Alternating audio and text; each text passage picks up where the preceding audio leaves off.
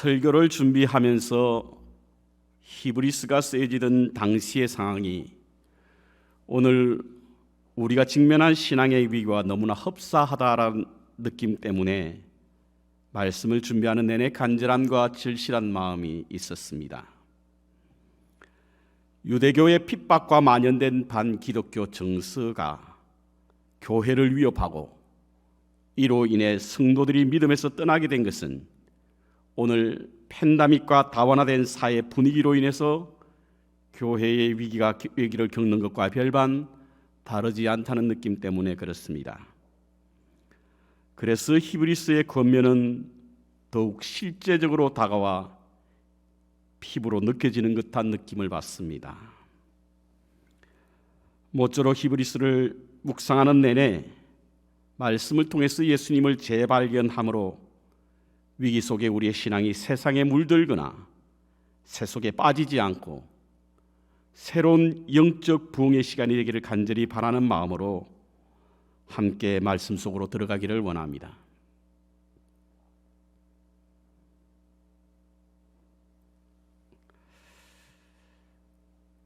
히브리서는 글을 읽는 대상은 다를지라도 로마서와 함께 믿음의 변증서다라고 말합니다. 과연 믿음이 무엇인지, 왜 믿어야 하는지 매우 구체적이고 상세하게 기록되어 있습니다. 그래서 우리는 지난 3주에 걸쳐서 믿음에 관한 말씀을 나누었는데요. 첫날에는 믿음의 본질이 왜 예수님인가? 왜 예수님인가? 라고 하는 말씀을 나눴고요. 두 번째, 믿음의 이유인 구원을 가볍게 여기지 말라 라고 하는 말씀과 세 번째, 믿음의 중심인 예수님을 깊이 생각하라 라고 하는 말씀을 나누었습니다. 오늘은 믿음의 목표인 안식에 들어가기를 힘쓰라 라고 하는 말씀을 함께 나누겠는데요. 누가 뭐래도 믿음 생활을 하는 본질적 이유는, 그리고 믿음의 최종적인 목표요 종착점은 바로 안식입니다. 오늘 본문은 이를 매우 신중하게 다루고 있습니다. 성경에 처음 안식이란 단어가 창세기에 나오는데요. 이는 하나님이 천지를 창조하신 후에 안식하셨다라고 하는 말씀에서 시작됩니다. 그런데 이 안식이 출애굽기에 와서는 계명으로 확정되어 제4번째 계명에 자리하게 되었고, 신약에 와서는 예수님께서 안식일의 주인이 되셨음을 선포하고 있습니다. 그렇다면 이 안식이라고 하는 단어가 주는 의미가 무엇일까? 첫 번째로 안식은 창조의 완성을 의미합니다. 하나님께서 천지를 창조하신 후에 다 이루니라 라고 하셨고, 그리고 안식하셨다라고 하는 말씀을 하고 계시거든요. 그러므로 안식이란 바로 완성을 뜻하는 말입니다. 예수님께서도 십자가에 달려 돌아가실 때 다 이루셨다, 다 이루었다라고 말씀하셨는데요. 이 말의 헬라어 의미도 바로 임무 완수, 테텔레스타이라고 하는 의미를 가지고 있지 않습니까? 그러므로 안식이라는 의미는 바로 다 이룸이다, 완성이다라고 하는 것입니다. 우리가 들어가기를 힘써야 하는 안식은 바로 하나님의 창조의 완성이 이루어진 완전한 곳을 말합니다. 요한계시록에 나오는 사막이나 애통하는 것이나 곡하는 것이나 아픈 것이 없는 완전한 곳, 완성된 곳, 그곳으로 들어가기를 힘쓰라 라고 오늘 본문은 말씀하고 있습니다. 두 번째, 이 안식이라고 하는 말은 새 생명의 시작을 의미합니다. 생명의 회복을 의미하는 것입니다. 안식일은 생명의 회복이 일어나는 날이거든요. 인간이 6번째 날에 지음을 받았지 않습니까? 지음을 받고 난 후에 저녁에 이르렀습니다. 히브리 문학에서는 밤은 슬픔, 눈물, 그리고 죽음을 말하는 것인데요. 아담이 지음을 받고 난 후에 밤이 이르게 되자 어두움이 짙게 깔리게 됩니다. 그러니까 아무것도 눈에 들어오지 않는 거예요. 그때 아담이 느꼈던 마음은 바로 이것이 죽음이구나. 밤새 그는 죽음과 싸웠습니다. 그런데 아침이 되니 어둠이 걷히기 시작하게 되고 눈에서 멀어졌던 사물이 그의 눈에 들어오게 되자 그는 생명의 되살아남을 보게 되었는데 그날이 바로 안식일입니다. 그러므로 새 생명이 회복되는 날이 바로 안식일이죠. 안식은 영생을 위한 새로운 시작, 그것이 곧 안식입니다. 안식을 위해 힘쓰라고 하는 것은 바로 새 생명의 회복으로 들어가라 라고 하는 말씀이기 때문에 그렇습니다. 세 번째로 안식은 쉼이란 의미가 있습니다. 창세기 2장에 나오는 안식이라고 하는 단어는요, 새 번역과 다른 번역서에 의하면 쉼 혹은 쉬셨다라고 번역하고 있습니다. 그리고 출애굽기 20장에 나오는 십계명에는 네 번째 계명으로 안식일을 제정하시면서 쉼을 강조하고 있습니다. 집에 있는 남종이나 여종이나 그리고 유하는 객과 심지어는 짐승들에게도 쉬게 했다. 이것이 바로 안식일입니다. 그래서 유대인이 세계 인류를 위해 물려준 가장 의미 있는 유산은 안식일이다라고 하는 말을 하는 분들이 있는데요. 인간이 이 땅에서 생존하기 위해서 필연적으로 끊임없이 노동을 해야 하는데 안식일을 지정해 줌으로 정기적으로 쉬게 되니 노동과 쉼이라고 하는 생명의 원리가 자리 잡게 되었기 때문에 유대인이 물려준 가장 큰 유산을 바로 안식일로 보는 겁니다. 인생의 고달픔에서 벗어나 쉼을 얻기 위해서 안식에 들어가는 것을 힘쓰라라고 말씀하고 있는 것입니다. 이와 같이 안식은 하나님의 창조의 완성과 영원한 생명의 시작 그리고 쉼이라고 하는 의미를 가지고 있기에 이 자리에 들어가기를 힘쓰라라고 본문은 말씀하고 있는 것입니다. 그렇다면 어떻게 하는 것이 안식에 들어가는 것일까? 어떤 삶이 안식에 들어가기를 힘쓰는 삶일까? 첫 번째로 나그네에 걸맞는 삶을 살아가는 것이 안식에 들어가기를 힘쓰는 삶입니다.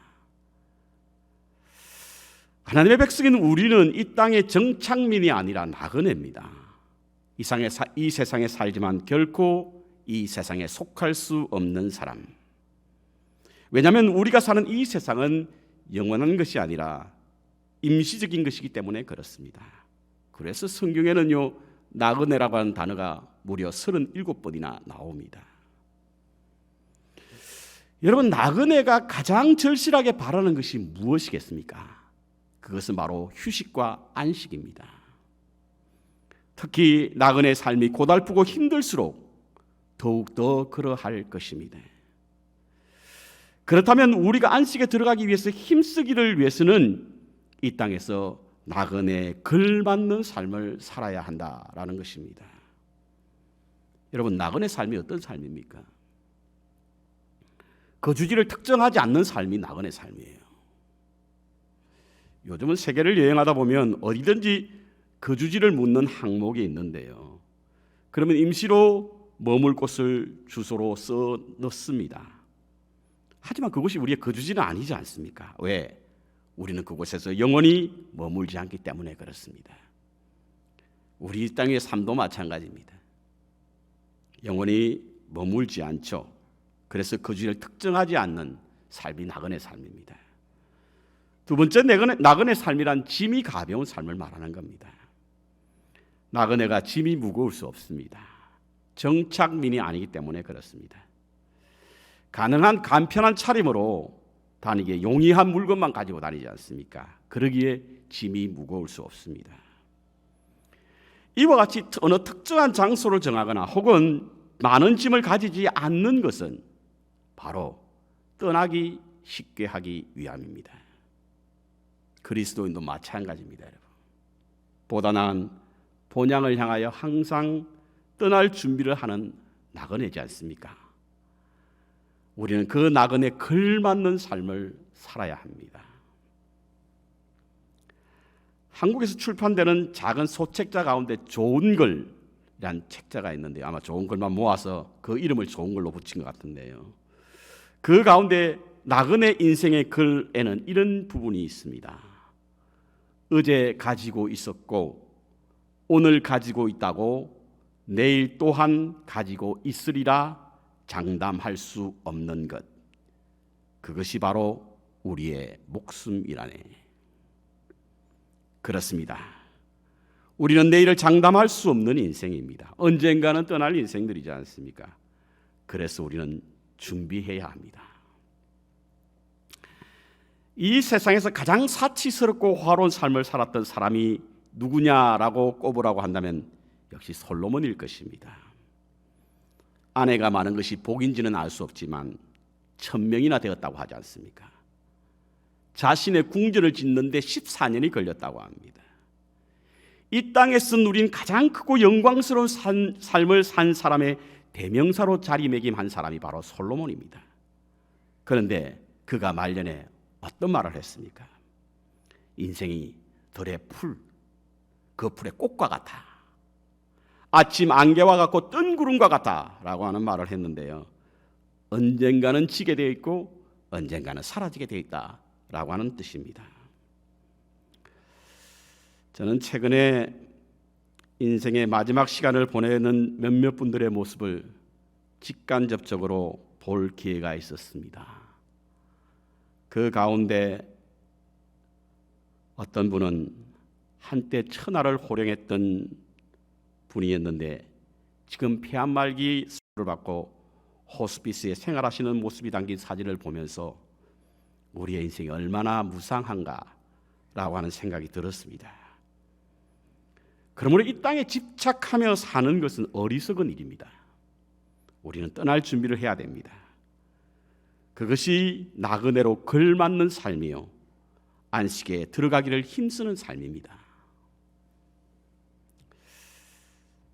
우리가 요즘은 그렇지 않겠습니다만 오래전에는 이민을 와서 친척 혹은 지인의 집에 머물 때가 있죠. 그때 믿지 말아야 될 말이 꼭 있는데요, 그 말이 뭐냐면 바로 당신 집처럼 생각하고 편하게 지내, 이 말입니다. 내 집이 아니면 떠날 준비해야 됩니다, 여러분. 그곳에서 영원히 살겠다고 가구 사들이고 주방기구 사들이고 있으면 저 사람이 얼마나 오래 있으려고 저래, 이런 소리를 듣습니다. 100년을 살아보니로 우리에게 잘 알려진 김형석 교수님 있죠. 그분의 그 책에는 이런 말이 있습니다. 나이가 들면 욕망과 기대도 약화되는 것은 자연스러운 사실이다. 그런데 욕심은 사라지지 않는다. 그래서 소유욕과 명예욕은 나이가 들어도 여전히 남아있는 것 같습니다. 여전히 집착하고 사는 사람들이 많습니다. 세상에 집착하면 상대적으로 안식에 대한 무관심이 생기고요, 안식에 들어가려고 하는 노력을 하지 않게 됩니다. 여러분, 부자와 나사로 이야기를 보십시오. 나사로는 아브라함의 품에서 안식을 누리고 있지만 부자는 음부의 자리에서 고통을 당하고 있습니다. 왜죠? 부자는 늘 땅 위에 친구를 부르고 호화로운 잔치를 벌이니 나그네로서의 자신의 신분을 망각하게 되었고 나그네 걸맞지 않는 삶을 삶으로 안식을 위해 힘쓰지 않았다는 것입니다. 그렇습니다. 나그네로서의 걸맞는 삶을 사는 것이 바로 안식에 들어가기를 힘쓰는 삶입니다. 두 번째 안식에 들어가기 위해 힘쓰는 삶은 바로 이 땅에서 안식을 맛보는 삶입니다. 11절에 보면 안식에 들어가기를 힘쓰라라고 하는 말씀이 있어 아직 안식에 들어가지 않았다는 그런 안식을 미래의 종말론적인 어떤 일로 생각하며 이 말씀을 이해할 수 있습니다. 그런데 본문 3절에 보니까요, 이미 믿는 우리들은 저 안식에 들어갔다라고 기록되어 있으니 안식은 이미 시작되었다라고 볼 수 있는 것입니다. 이것을 어떻게 이해해야 하느냐 이거예요. 저는 금요일 요한계시록을 묵상하면서 우리의 종말은 예수님이 오심으로 시작되었다라고 하는 말씀을 드렸습니다. 그렇다고 한다면 종말론적인 안식도 이미 시작된 것입니다. 단지 끝이 아닐 뿐입니다. 바울도 이와 같은 사실을 증명해 주었습니다. 그런즉 누구든지 그리스도 안에 있으면 새로운 피조물이라 이전 것은 지나갔으니 보라 새 것이 되었도다. 여기서 말하는 새로운 피조물이란 그리스도 안에서 안식을 얻는 것, 이것을 말하는 것입니다. 누구든지 예수를 영접하고 그 이름을 믿는 자는 이미 종말론적인 안식에 참여하고 있는 것입니다. 단지 우리의 완전한 완성, 우리의 눈으로 드러나 보이는 완성은 아직일 뿐입니다. 그래서 마침내 그 안식에 들어가기 위해서 힘쓰라고 본문은 말씀하고 있는 것이죠. 그렇다고 한다면 이미 안식에 들어간 우리라고 한다면 우리는 이 땅에서부터 안식을 맛보아야 합니다. 저명한 유대교 랍빈 아브라함 요세와 헬셀이 쓴 안식이란 책에 보면요, 이 땅에서 안식의 맛을 얻지 못하면 이 세상에 임하는 영원한 맛은 누리지 못하게 될 것이다 라고 하는 말을 했습니다. 그렇습니다. 이 땅에 지금 우리가 살고 있는 우리에게 안식의 맛을 잃어버리고 알지 못하면 다가올 영원한 안식도 우리는 알 수 없다는 겁니다. 그렇다면 안식을 어떻게 맛볼 수 있을까? 안식을 맛보라고 하니 믿지 않는 사람들은 안식을 노는 재미를 붙여라 이렇게 생각할 수 있습니다. 우리는 쉼을 노는 것으로 생각지 않습니다. 그래서 이 쉬는 날을 우리는 노는 날로 여기지 않는 것입니다. 여러분, 노는 것 속에 참된 안식이 있습니까? 한국에는 월요병이라고 하는 것이 있죠. 주일을 보내고 나서 첫날인 월요일에 생기는 병입니다. 다른 평일보다 더 피로감을 느낀다는 겁니다. 그렇다면 이것이 쉼입니까, 여러분? 오히려 노동입니다. 쉼을 노는 것으로 바꾸는 순간 그것은 노동이 되는 것입니다. 그렇다면 진정한 안식은 바로 안식일의 주인이신 예수 그리스도 안에서만 누릴 수 있다는 겁니다. 그래서 마태복음 11장 28절에 보면 수고하고 무거운 짐진 자들아 다 내게로 오라.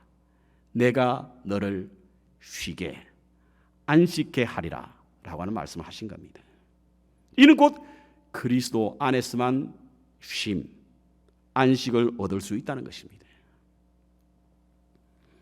어거스틴의 고백록이라는 책이 있습니다. 기독교 양서로 가장 뛰어난 책이란 평가를 받고 있는 책인데요, 이 책은 어거스틴이 회심하고 난 후에 쓴 책입니다. 그 내용은 너무나 상세하게 그의 지나온 과거들을 이야기하고 있어 그의 신앙을 엿볼 수 있는 그런 요소들이 참 많은데요, 그는 그 스스로 그 책에서 이렇게 고백하고 있습니다. 나는 평생 안식의 자리를 찾아 여행을 한 사람이었다. 어거스틴은 수수하게 뛰어난 아주 뛰어난 두뇌를 가진 사람이었습니다.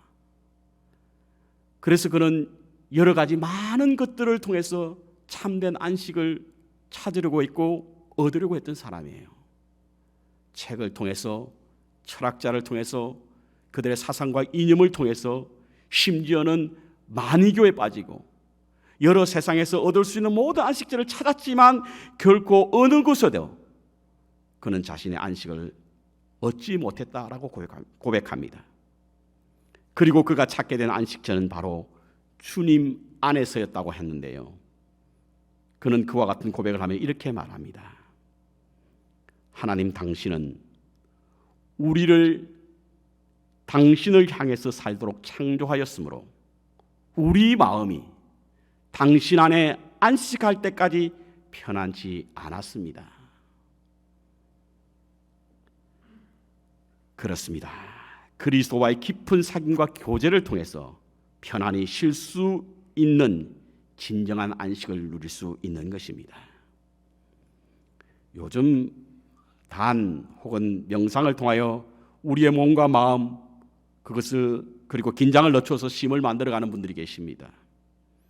쉼을 얻을 수 있을지는 몰라도 안식을 얻을 수는 없습니다.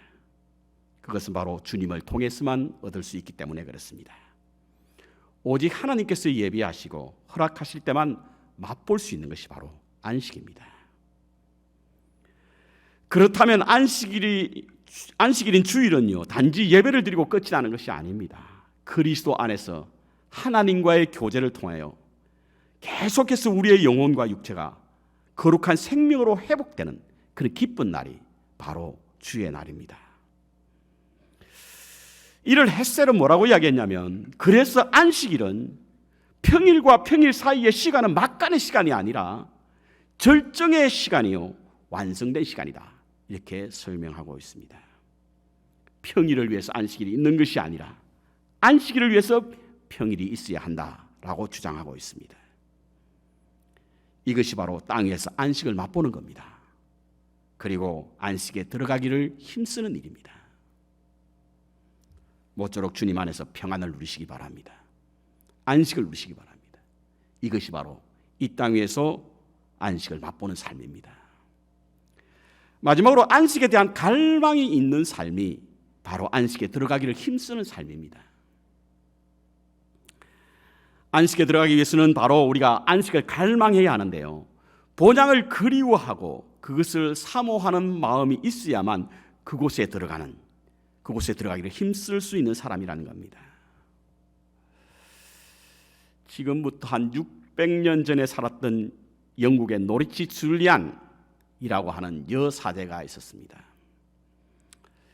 종교개혁 이전에 살았던 사람인데요, 종교개혁 이후에 그가 살았다고 한다면 아마 개혁주의적인 신앙을 가졌던 개혁신앙을 가졌던 그런 프로테스탄트가 되었을 것이다 라고 존 스토트는 이분을 소개하고 있습니다. 근데 이분이 쓴 하나님 사랑의 계시들이라고 하는 책에 보면요, 그는 하나님께 세 가지 상처를 달라라고 기도했다고 합니다. 첫 번째 상처, 회개의 상처를 주옵소서. 왠 줄 아십니까? 내가 원래 죄인이었음을 잊지 않도록. 두 번째 상처는 긍휼의 상처를 주옵소서. 왠 줄 아십니까? 내가 하나님으로부터 긍휼을 입었는데 그 긍휼을 자주 잊어버리니까 그 긍휼을 잊지 않도록 긍휼의 상처를 달라. 마지막 그녀가 갖고 싶었던 최고의 상처는 뭐냐면 바로 하나님을 향한 갈망의 상처를 주옵소서. 마치 향수병에 걸린 망향의 세월을 사는 사람처럼 하늘의 고향을 그리워하며 살게 하옵소서. 전도서 3장 11절에는요, 하나님은 영혼을 사모하는 마음을 주셨다라고 기록하고 있는데, 이를 세번역과 공동번역은 하나님이 하시는 과거와 미래에 대한 생각에 관심을 두게 하셨다라고 번역하고 있습니다. 하나님이 하신 과거와 미래는 어떤 일입니까? 과거는 우리를 구원하시고 미래는 영원한 안식을 누릴 수 있게 하신 분이 하나님이시라는 겁니다. 그와 같은 마음을 주셨다는 겁니다.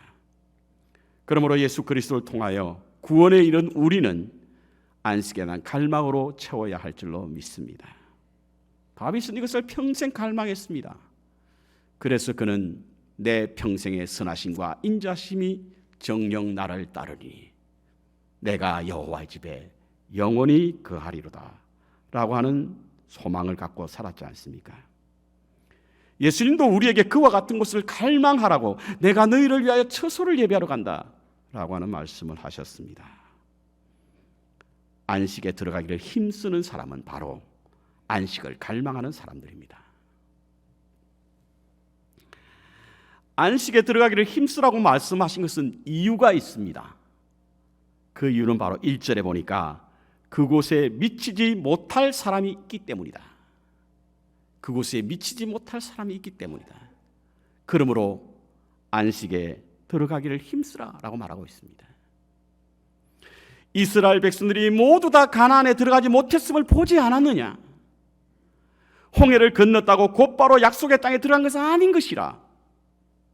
그들은 분명 가나안에 약속이 있었음에도, 그 약속을 손에 쥐었음에도, 그래서 그 약속이 여전히 존재했음에도 미치지 못했다는 겁니다.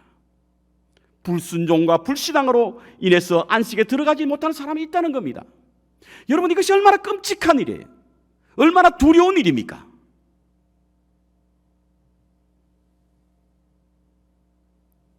우리가 두려워해야 할 것은 세상의 유무형의 압박과 핍박이 아니라 안식에 들어가지 못하는 것입니다. 저는 간혹 어떤 분이 제게 그 교회 교인 수가 몇 명이냐라고 하는 질문을 받으면 몇 분이 하늘나라의 안식을 얻을 수 있을까라고 들릴 때가 있습니다. 요한계시록의 7교회를 향하여 하신 말씀은요, 교회 크기가 얼마냐, 교회가 무슨 일을 하느냐에 대한 질문은 하나도 하지 않았습니다. 얼마나 말씀대로 살았느냐, 이겁니다. 왜냐하면 그것이 우리의 안식을 결정짓기 때문에 그렇습니다. 우리는 땅에 관심이 많지만 하나님은 하늘의 것에 주목하고 있습니다. 저는 우리 교회 모든 성도님들이 순례의 삶, 곧 나그네 삶에서 한 분도 안식에 낙오가 되지 않기를 간절히 바랍니다. 한 분도 낙오자가 없기를 바랍니다. 함께 손에 손을 잡고 주님 오시는 그날까지 함께 가기를 원합니다. 내 사랑하는 자여 일어나, 내 어여쁜 자여 함께 가. 내 사랑하는 자여 일어나, 내 순결한 자여 함께 가. 우리 기쁠 때 주님께 찬양, 우리 슬플 때 두 손 모아 기도, 서로 위로하며 감싸주며 주님 만날 그날까지 변치 않는 그 사랑. 그렇습니다. 모든 성도들이 손에 손을 잡고 안식의 자리에 이르기까지 같이 가시기를 기도합니다. 지금 우리는 팬데믹으로 인해서 많은 부분의 멈춤의 시간을 보내고 있습니다. 이 멈춤으로 우리의 신앙도 멈춰서는 안 됩니다. 우리는 계속해서 안식에 들어가기를 힘써야 할 줄로 믿습니다. 우리의 인생이 나그네임을 알고 그에 걸맞는 삶을 살아가며 그리스도 안에서 안식을 맛보아야 하며 안식을 갈망하고 소망하며 살아야 될 줄로 믿습니다. 그리스도와의 관계를 통해서 영혼이 소생되고 회복되며 영원한 안식을 바라고 소망하는 시간이 되어야 될 줄로 믿습니다. 그 안식에 들어가기를 더욱 힘쓰는 우리 모두가 되시기를 주님의 이름으로 축원합니다. 찬양하겠습니다.